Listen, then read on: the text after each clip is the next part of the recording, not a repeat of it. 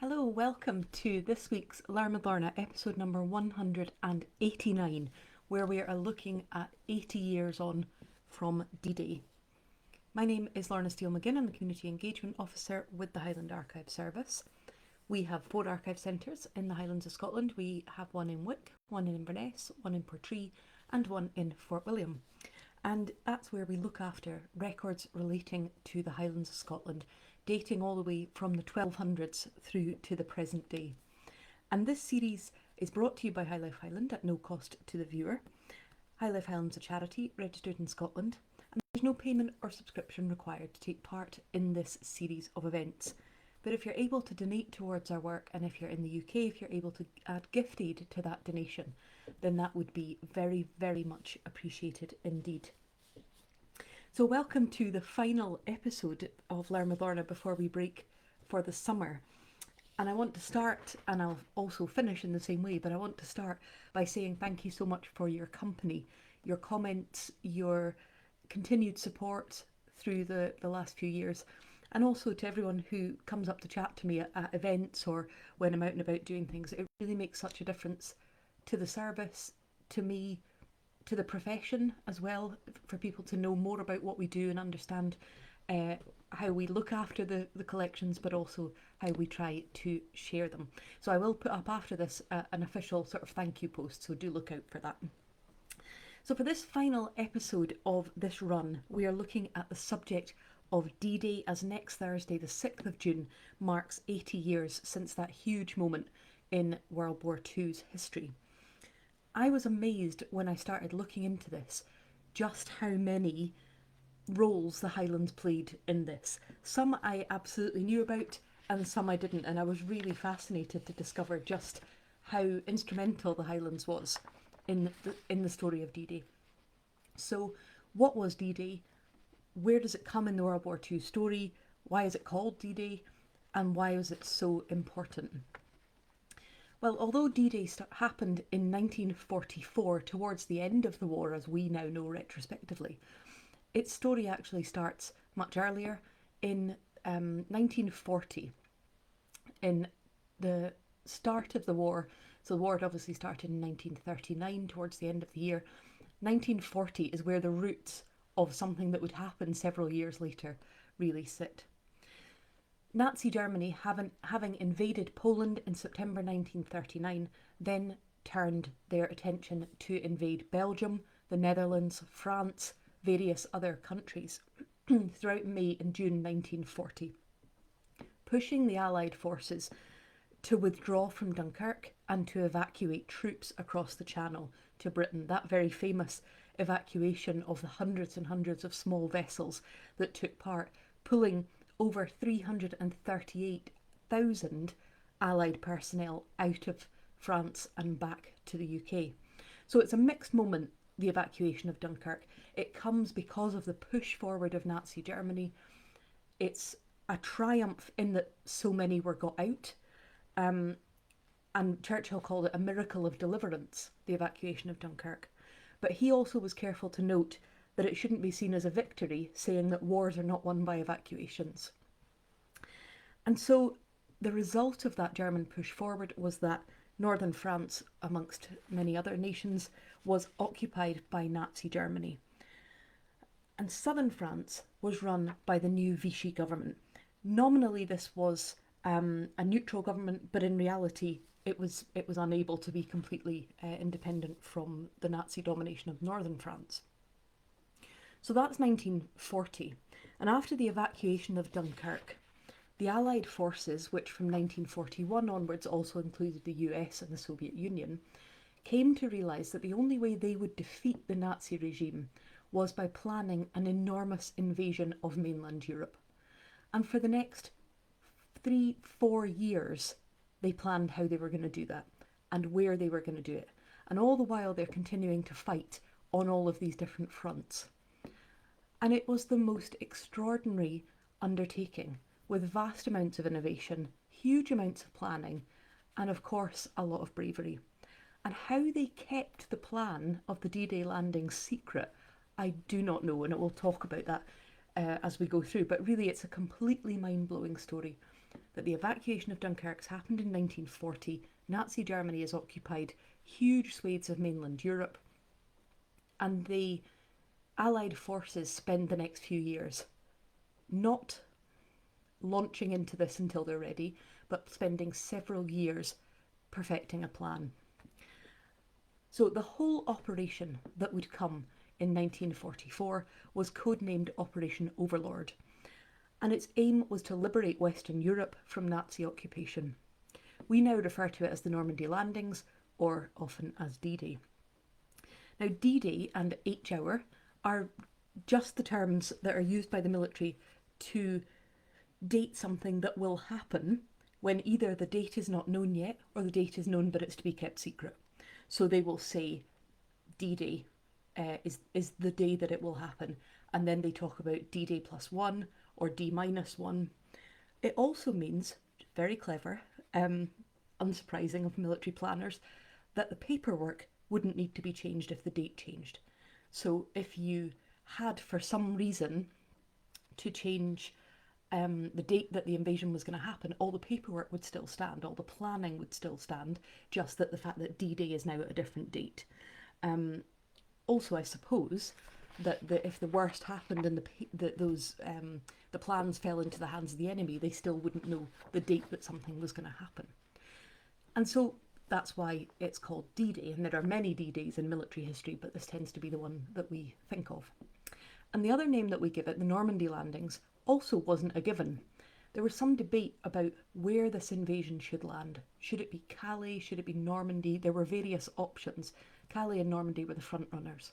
But in the end, the Normandy beaches were chosen because the Germans had thought that Calais was a potential target, and so they had defended it very heavily. And through all this planning that was happening about how the Allied forces were going to invade mainland Europe, it was only in 1943 that they finally settled on where the invasion would take place. So what was this plan? What was their plan to liberate mainland or Western Europe? The plan was to launch the greatest fleet in history, launch it from Britain's shores to land in the beaches of Normandy. And over 2 million troops from 13 countries were involved in Operation Overlord, which would cover land, sea and air invasion. Predominantly troops came from Britain and from Canada, but there were also US and a large number of other countries. General Eisenhower was in overall charge. He was the supreme commander of the Allied force in Europe, expeditionary force in Europe. So he was in charge. Eisenhower was in charge of Operation Overlord. He also had underneath him people who would head up, be the commanders of each of the individual forces. So Sir Bertram Home Ramsay was overseeing the commander of the Allied naval forces. He came out of retirement to do that. Sir Trafford Leigh-Mallory took the control of the Allied airborne forces, and Field Marshal Montgomery Monty was the commander-in-chief of the ground forces. So Eisenhower's overseeing it. These three sit under him with oversight of their special knowledge of each service. Lieutenant General Frederick Morgan was the principal planner working under Eisenhower. And let's pause here for a second to talk about his assistant. This is from an article in the John O'Groat Journal, and I hope you'll find this as astonishing as I did. The headline in the John O'Groat Journal is "Wick Girl Who Helped with the Normandy Invasion Plans." A young Wick woman who played an important part in the Normandy invasion plans has brought honour to her family and her native town. She is Junior Commander Antoinette E. Robertson, eldest daughter of Colonel J.J. Robertson, DSO, and Mrs. Robertson of Old Manse Wotton. On the staff of the combined operations, she has been working under Lieutenant General Frederick Morgan, the planner of the Normandy invasions. It goes on to talk about her parents, the fact that her father had served with distinction as a territorial officer in the First World War. But it goes on to say, receiving her early education in Wick North School, Junior Commander Robertson finished her studies in Edinburgh and specialised in political economy when taking her MA degree at the University of Edinburgh. As a civil servant, she replaced a staff officer in the War Office in 1941. Joining the ATS in 1942, she was commissioned in June of that year, and after serving in Scotland was transferred to the staff of the Combined Operations in 1943. She has been at SHAEF, so SHAEF being the supreme headquarters of the Allied forces, since February of this year, and has been General Morgan's assistant for some considerable time. So quite extraordinary to think that the man, or one of the men who was the brains behind the planning of the Normandy invasions, had this girl from Wick as his assistant. So the plan, which has been formulating for these few years since the Dunkirk evacuation, the plan was to invade France via 5 codenamed beaches: Omaha, Gold, Juno, Utah and Sword. The plan was to land tens of thousands of ground troops by sea and by air. The first wave would then be followed by additional troops, supplies, resources to push on into Europe, because the last thing you want to do is make this huge invasion push and then not have the momentum to carry on. So they've planned that first moment, but then they've also planned all the subsequent actions. And in the months leading up to D-Day, the 6th of June 1944, over 2 million troops assembled in Britain for training, while around 7,000 vessels were amassed. Like I say, it is a completely extraordinary story to get 2 million troops from different countries into Britain to train, to amass and assemble all these vessels that would transport them when the moment was right. And various places across the UK were used for training, and they were used in complete secret. So people knew troops were there, but they didn't know why they were there or what they were doing. In the Highlands, beaches were taken over to rehearse the landing procedures for the Normandy invasion. So Nairn Beach and others along the Nairnshire and Murray coast were used for training by the 3rd Division of the 3rd British Infantry Division, who Monty visited there in April 1944.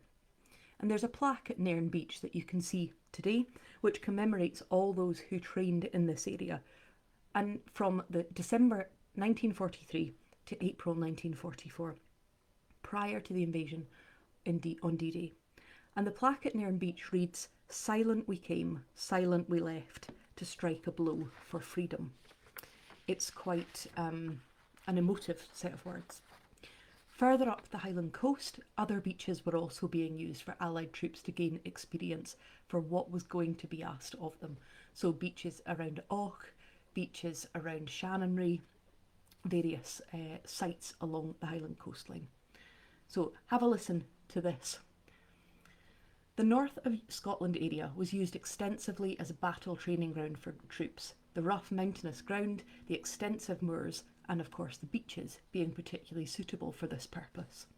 There was a continual movement of troops to and from the area as training proceeded, and at the beginning of November 1943 orders were given for the complete evacuation of the civilian population of the Tarbot Ness area, Fern, around Portmahomack, which was to be used for military purposes.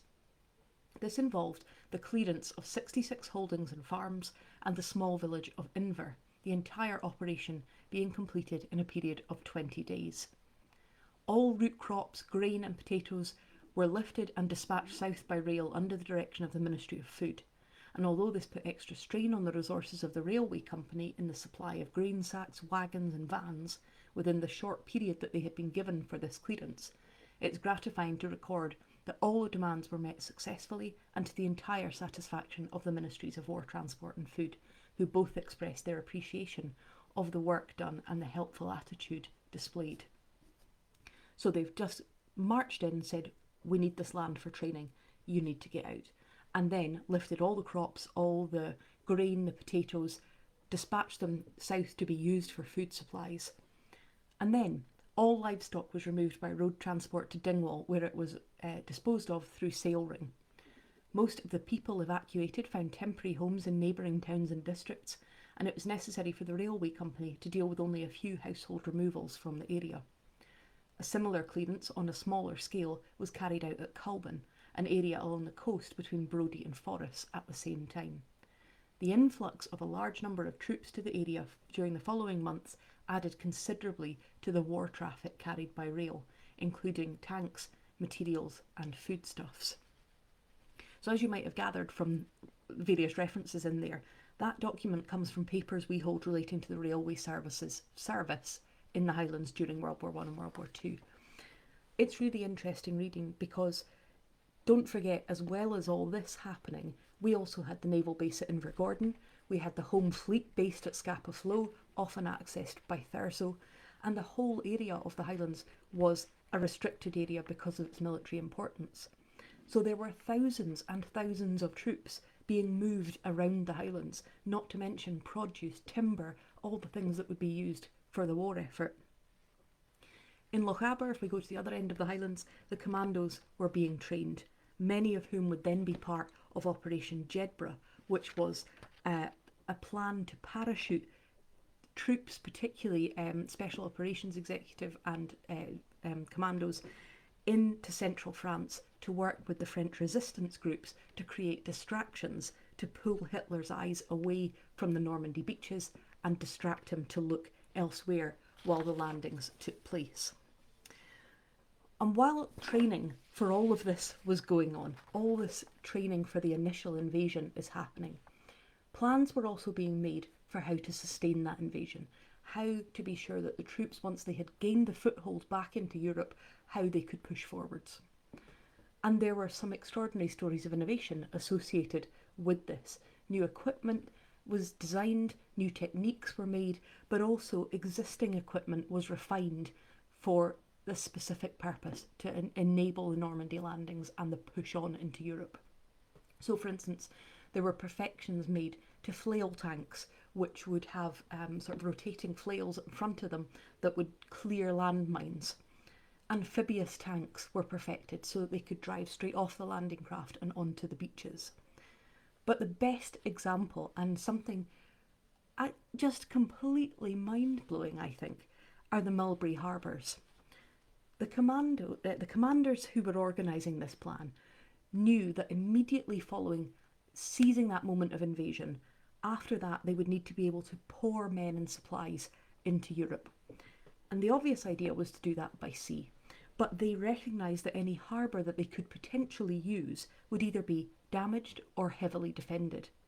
And so the solution of the Allied troops and the commanders was to build 2 harbours in Britain in pieces and then float them to France.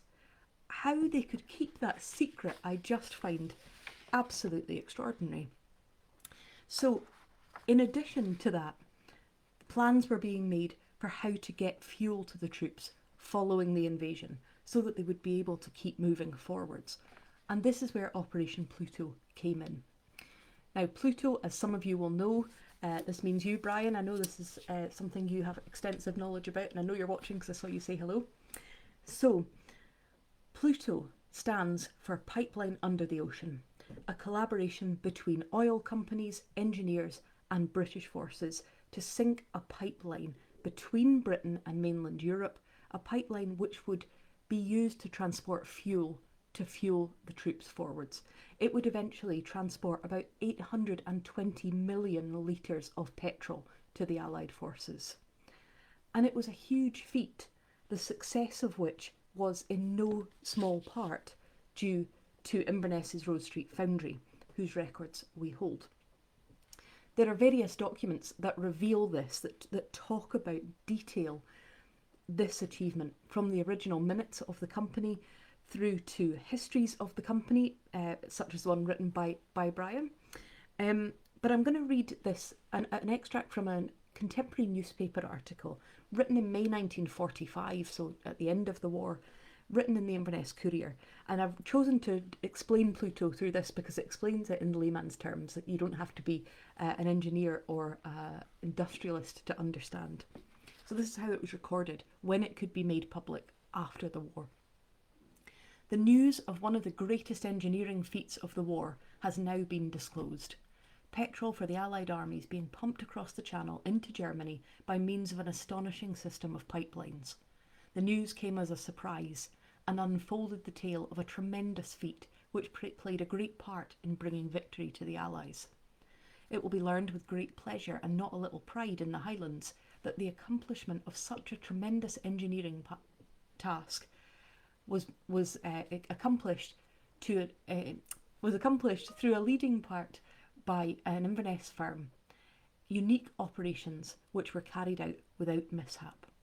The pipeline extends from Liverpool to Frankfurt, which lies beyond the Rhine, and in all it is stated that 500 miles of pipes were laid. Every day, since the full cross-channel lines were laid, more than 1 million gallons of petrol have been piped direct to the armies in the continent. It is estimated since then, until the end of the war in Europe, approximately 120 million gallons passed through the submarine pipes to the advanced bases of the British and American armies. So a huge undertaking to lay these pipes under the ocean to get fuel to the Allied forces. And this article continues, the most important and the most intricate work in connection with the pipelines was the welding process. And it is pleasing to learn that the machines which carried out this part of the operation were designed, constructed and produced by the Rose Street Foundry and Engineering Company, who are the patentees and the owners of the AI resistance welding machines. The first order was received by the firm in September 1942, so again it shows the amount of planning. 1942, and the last order was received in October 1943. The welding machines had to be speedily produced and made a great call on the enterprising Inverness firm. Under the direction of Mr. S. Hunter Gordon, the managing director, all departments set their teeth to the work, and for over a year it was a matter of the entire staff working day and night and on Sundays to complete the momentous task, which required care and technical skill as well as the finest workmanship. It goes on to say, in all 16 huge welding machines were dispatched from Inverness. It was a distinction for the firm to be chosen by the authorities and entrusted with a part in such a great engineering triumph, unparalleled in the history of the industry, a task which had much to do with the ending of the war in Europe. And in the end, there were over 100,000 welds that fitted that pipe together, and not a single one of them was faulty. Quite extraordinary. And so we find ourselves on the eve of D-Day. The troops are trained, they have been practicing on the beaches of the Highlands and elsewhere. The commandos have been trained at Arisaig. They're ready to launch in behind enemy lines. We've got the machinery ready. The floating harbours are ready to be floated out to France. The pipeline under the ocean is ready to be sunk after the initial invasion. There are over 2 million troops assembled in the south of England. And all of these years of planning, of orchestrating how the invasion can happen and what will happen next are about to be tested. And incidentally, I was told yesterday by my colleague Jamie at Ambala that Monty, when he finalised his plans for the ground forces invasion, he was in Dalwhinnie in the Highlands when he finalised those plans. He was on 5 days time in Dalwhinnie. He then returned from there down to London and presented the final plans to the King and the government. On the 6th of June 1944, the weather was unusually stormy and the sea was incredibly rough. And the training that the troops had had in the north of Scotland proved absolutely invaluable. And the bad weather had another impact, which was that the occupying Nazi forces thought they're not going to invade, the weather is too bad, there's no way they're going to come anytime soon. It was only when they were on the way that troops were told exactly where they were going and what their individual units' objectives were. The ships set off in convoy. Minesweepers went out first in the early hours of the 6th of June. Minesweeper ships went first to clear the route. They were followed in convoy by warships, which bombarded the shore, being supported by airborne forces overhead. All the while, the Nazi forces on the land are trying to bombard the ships as they come into shore. Now, The Air Force played a huge role in this because, as well as dropping paratroopers, commanders, and decoys behind enemy lines, incredibly interesting, they created decoy paratroopers, so they would be silhouetted against the light. They would look like they were real people, would detract the enemy away, and they weren't real people. They were just dummies being dropped in. So the Air Force were doing that, but also they were providing a huge role in providing cover from the air, and also in bombing bridges and roads to hamper the Nazi army's movements. The Nazi army had been taken by surprise by the invasion and then were trying to rally to fight back, and the Air Force were dropping preventative bombs. From our Och Heritage collection, here are the memories of the 234th Field Company of the Royal Engineers. We hove in sight of the Normandy beaches and our Och training became a reality. A calm crossing after weighing anchor at 21:30 hours on the 5th of June, so it started off decent weather. A grey dawn, which gradually turned stormy. Assault craft away on a pitching sea at 0600 hours. The bombing and bombardment of the French coast was visible from 0400 hours. The Rodney, the Repulse and the Warspite and other battleships opened up. The first wave of wounded were brought back to the boats at 1000 hours. Great difficulty was experienced in hitching up the assault craft again owing to the heavy swell. After scrambling down nets and being lowered on the side in slings, we went ashore in landing craft. Several attempts were made to land, for although the beaches were quiet, the obstacles were many. A duck, so that's an amphibious machine, was blown up sky high to our starboard. The landing was made in water varying to 2 to 4 feet in depth. The civilians were there with open arms to greet us. In actual fact, a dishevelled mob of bedraggled wretches collected from amongst the ruins stood stupefied. A few odd snipers were encountered. First platoon was held up by an enemy strongpoint. 2 platoon encountered some Canadians coming in the opposite direction.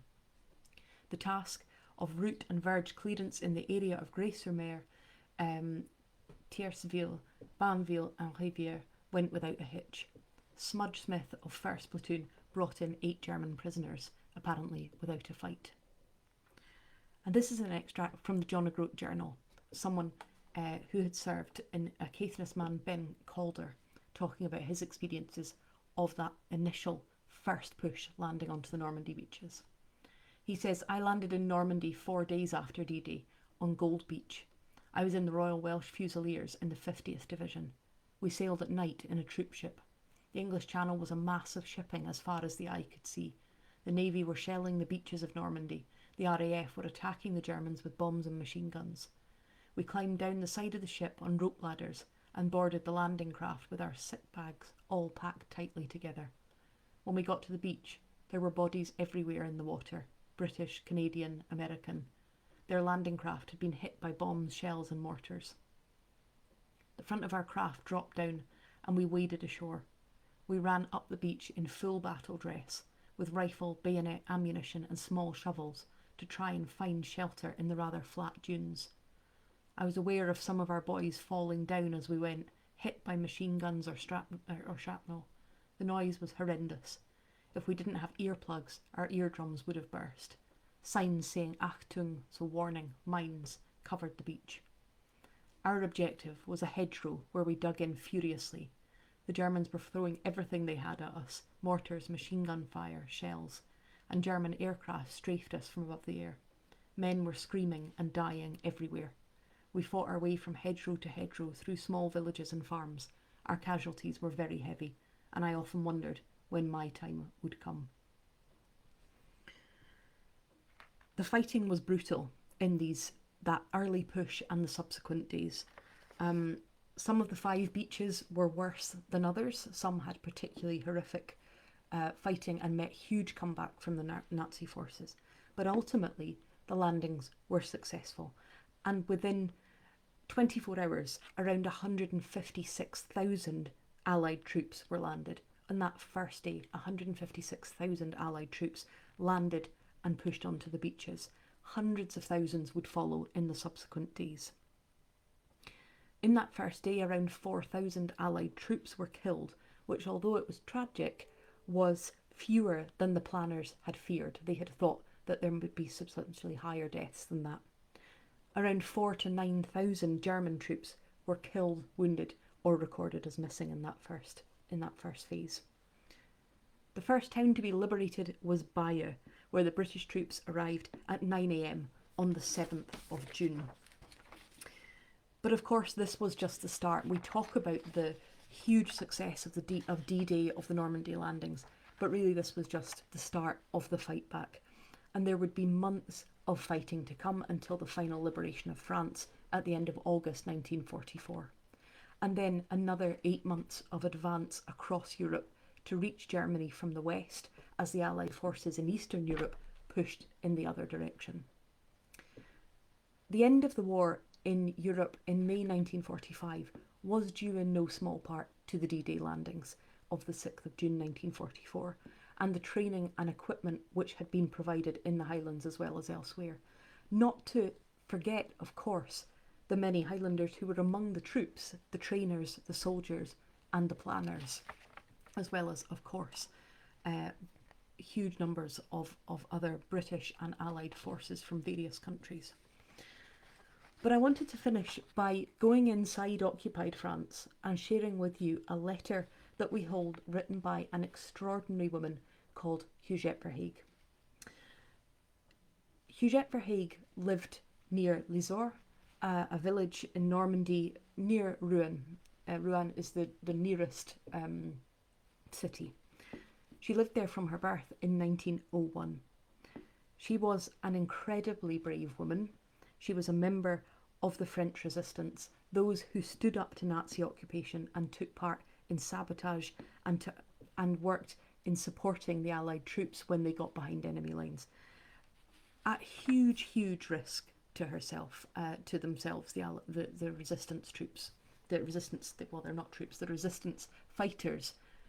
I think the bravery is unimaginable. And all we have of Huguette Verhaeghe is one letter.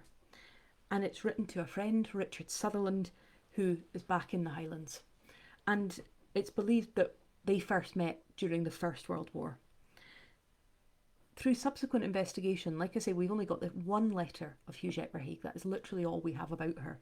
But through subsequent conversations and investigations, I've found out that she's a bit of a hero in the part of France that she comes from. And very sadly and frustratingly, she died in poverty in 1961. This is a 16-page letter, so I don't have time to read it all.